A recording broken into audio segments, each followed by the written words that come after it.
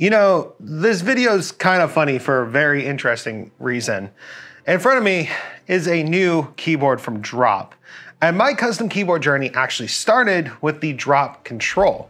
Now, when it comes to custom keyboards and high-end keyboards, you've effectively got tiers, right? So you've got your bargain bin gaming keyboard. Those are things like the Walmart keyboard we took a look at. Super clicky, might have cherry stems, could be customizable.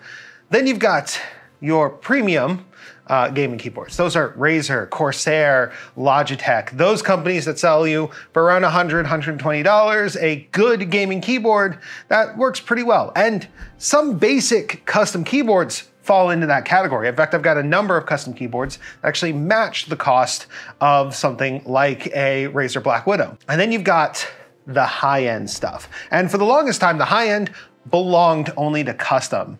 I have so many custom keyboards that you could probably use in a game of Clue as a murder weapon, but when it came to getting it pre-built in that, well, class and type, well, it wasn't great. There weren't very many options. Now, that brings us to today, where you can get the Keychron, you can get the GMMK Pro, and now you can get what's in this box as well. This right here is the Drop Sense. I'm hoping that this is an actual enthusiast grade keyboard inside this box, because with the specs it has, it probably should be. So let's unbox it, give it a good sound test, and of course, run it through its paces. But first let's play that intro.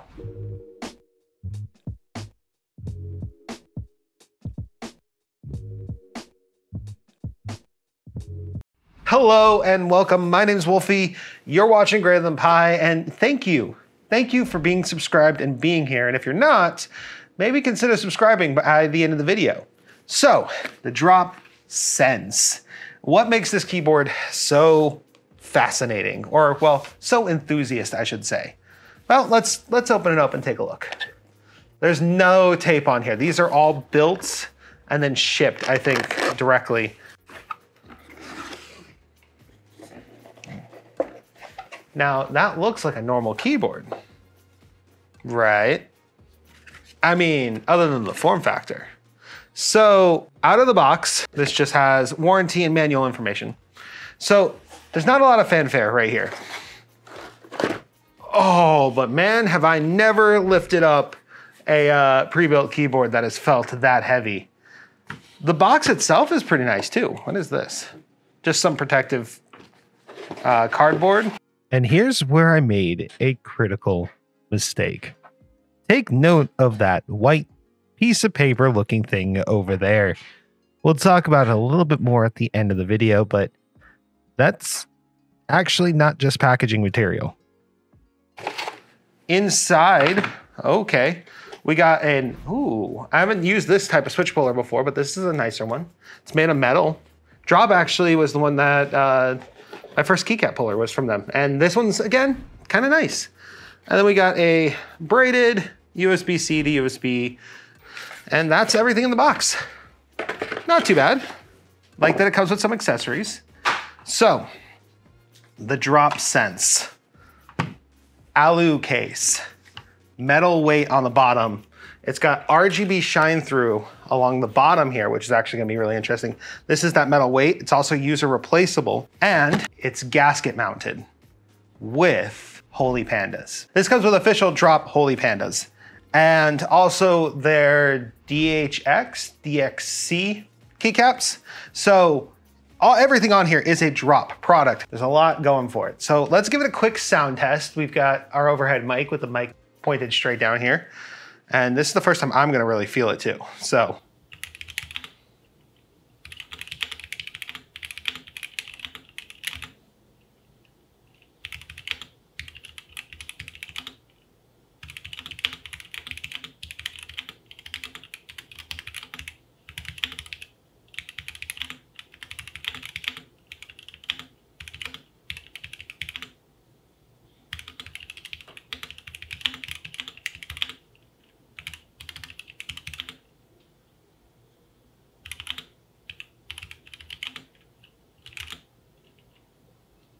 okay, yeah, that's not a gasket mount by name only. This has got some flex. The tight feel is really good, but there's a bit of case ping, and I think that's just because of the fact that this is an all aluminum case. Before I open it up, you can see that our USB-C is right here on the side, which is kind of nice. Drop's other keyboards actually have it on both sides, and you can use either or even daisy chain, which is cool. But this is a more solid product, if that makes sense. Like, this feels way more substantial. Now, I really like the switches. The switches feel great out of the box, and they got a good sound. The problem is there's definitely a bit of ping. And I wanna see if maybe there's a way to correct that. So one thing that Drop has been pretty good about has been having keyboards that are easy to get into and mod. So I'm hoping for the same here. So far, all of the screws are Phillips. They are different lengths though, so you're gonna wanna keep track of that. Okay, so how does this come apart?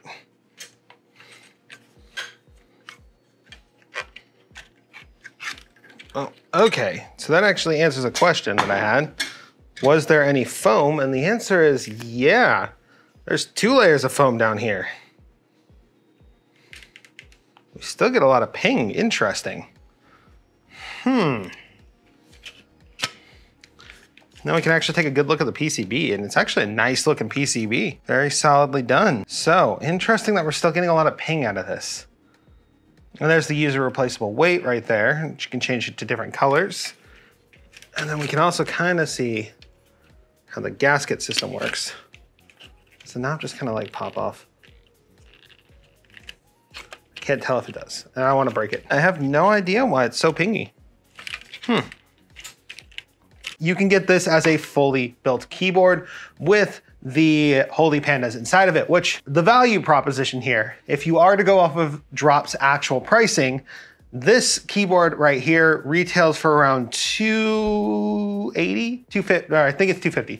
This keyboard right here retails for $250, with the case being $150, the keycaps themselves being $100, and then the switches coming close to $100. Now, I did not pay that price, and I'm gonna be transparent with you guys. There was a Memorial Day sale, and I pay Freedom units. So, I only paid $150 for it. And at that price, this thing is gonna kill just about every keyboard in its class. It's also hot swappable, if I haven't mentioned that. Literally, you can replace everything in this board. You can come in here and replace every single one of these switches if you wanted to. And coming in, I actually really do like the feel of this switch. I'm gonna like this keyboard. I'm just a little underwhelmed by all of the ping from the beginning. And to be honest, this is kind of the wish list for just about every custom keyboard. South-facing LEDs, hot swap, 5-pin. It's got interchangeable weights, it's gasket mounted, and interchangeable plates. So yes, in many ways, you can make this your own. Now, I think it's my turn to do that. Got a couple of other things from Drop, including something in this box, which I've never seen in person, and also something in this box that might actually make it feel a little bit more custom. So our first step is actually gonna be to remove all the keycaps, all of the switches, get in here, remove everything, and change out the plate. And that's because we're changing the plate from the aluminum plate that I think comes with it by default to, admittedly, a bit more premium, but quite special, a carbon fiber plate.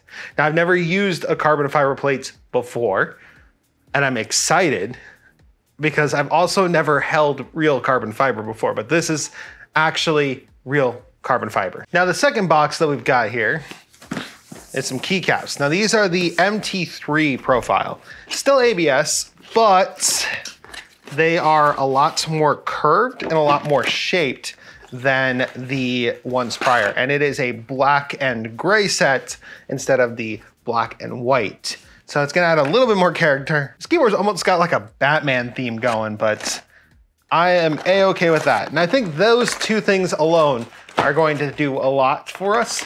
And if they don't, I can always break out the painter's tape. now that we're all done taping it up, this is what it looks like to help prevent these LEDs from being blocked and to also kind of protect these like standoffy areas. There's something on here that if you condense these, this actually affects the board directly, but we left plenty of room since the LEDs are actually pointed in a way that they point outward. So it was actually easy to get right up against them. And then using the straight edge of the tape, we were able to kind of keep it around. I stuck to a single layer because I don't think you're gonna need much. It already has case foam. So this should just be enough to bounce everything right back. So let's reassemble this board and hope that this is the thing that finally pushes it over the edge into a territory that I absolutely love. Okay, and this is where this comes back in. So that little white piece of paper looking thing is actually additional case foam. And it actually is adhesive backed and is supposed to be applied to the back of the PCB, much like a tape mod. That's right, Drop knew about this problem and shipped it with a solution. Now the issue is this is not mentioned anywhere in the documentation that I can find.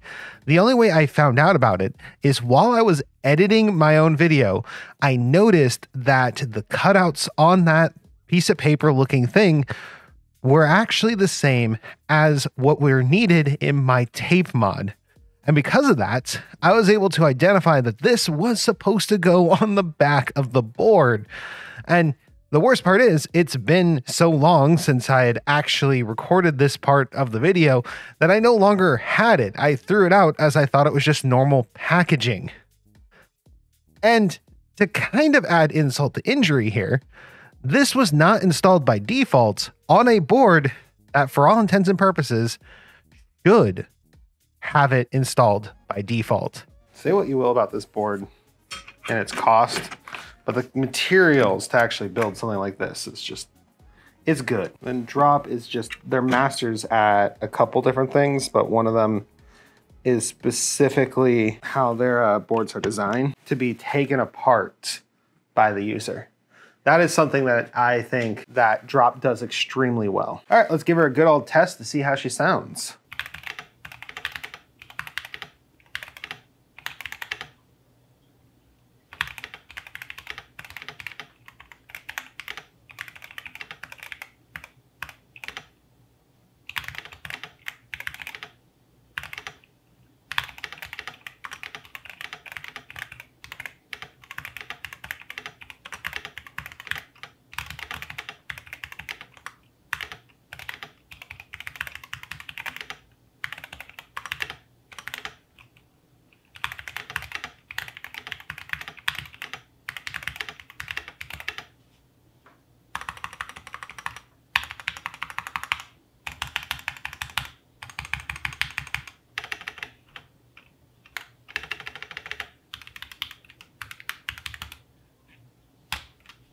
That is so much better.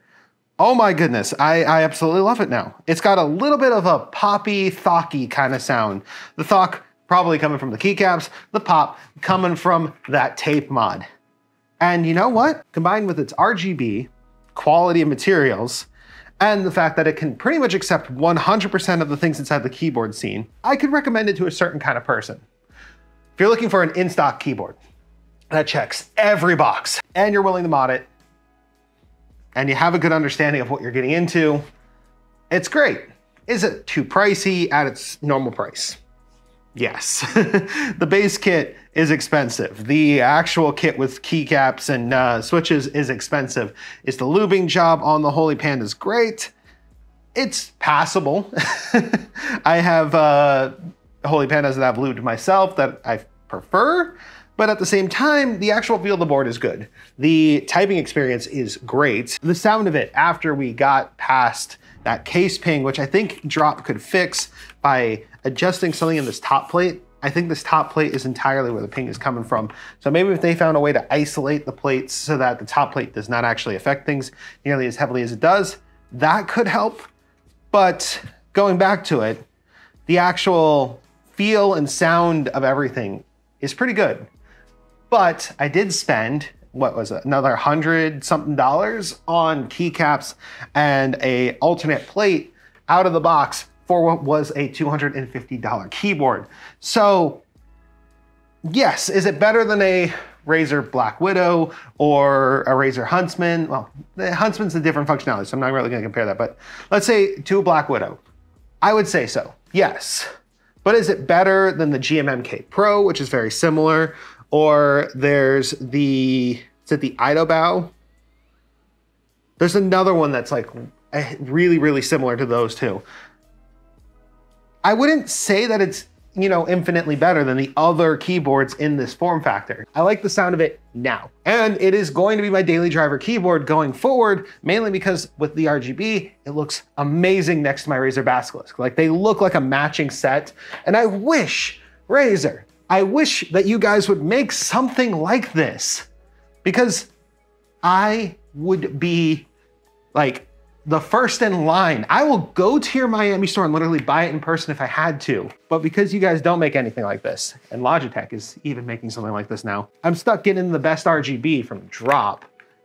And even that has some problems. Like Drop's RGB is not perfect. For some reason, the underglow cannot be addressed separately in the software from the top glow. And I would like to see you guys fix that, because the underglow, I would like to make the underglow one color and then the top glow a different color so that it looks the same as my Razer Basilisk. But unfortunately, not an option. As you can tell, I'm conflicted about this one. I like the sound of it now. I'm using it regularly, but to encourage people to go out and actually buy it is kind of a difficult thing. Is it a good starter kit? Yes. Is it the best keyboard in this form factor I even own? No. But is it pretty damn close? Yeah, I would say so. And it is always available, which is a benefit, and it goes on sale frequently. So if you can get this thing on sale, not full price, and maybe as a base kit so that you can lube your own switches and pick out your own switches for it, I could see this being a really good value proposition. And Drop, I know you've already done this before with your other keyboard cases, but like, give me some different top plate colors, man. Like, yeah, the black and gray looks great, but I would have loved to have done something a little different. Maybe like a gunmetal, which unfortunately, there's only two colors. There's black and there's white. To answer the question, does the Drop Sense make any sense? It's a tough one. I like it and I don't like it at the same time. It does have a lot of potential when it comes to modding. RGB and interchangeable weight. South-facing LEDs, good RGB software that's compatible with just about every single type of implementation, including QMK, VIA, and there was this other one that I also tried. They all work perfectly out of the box. And having Drop's long-lasting support for their keyboards, meaning that replacement parts are purchasable, and more importantly, a very DIY-focused company like Drop allows you to change absolutely everything. So, yeah. Leave a comment down below. Which one should I try next? And if you're not subscribed, get subscribed for more content like this. Thank you so much for watching, and I'll see you in the next one. Wolfie, out.